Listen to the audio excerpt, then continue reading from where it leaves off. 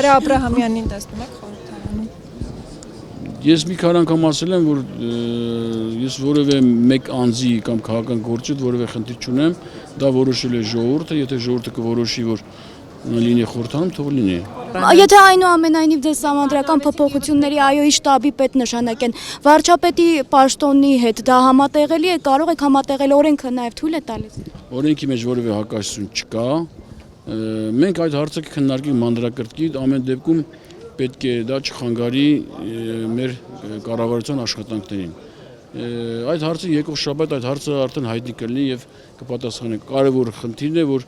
կառավարության գործունեությանը չխանգարի։ Գուցե հրաժարականի հարց դրվի ժամանակավոր հրաժարականին։ Չեք ուզում որ ես հրաժարական տամ, չեմ տալու։ Ուզդ մի կտրի։ Ապա չասեցիր որ ժամանակավոր։ Վերակառուցման եւ զարգացման բանկի Եվրոպական բանկի ներկայացուցիչը ակնարկել էր կառավարության անդամների մենաշնորհը թույլ չի տալիս, որպեսզի երկրի Եթե կլինեն այդպիսի հարցեր, ապա մենք որոշում կայացնենք տվյալ կառավարության անդամի նկատմամբ։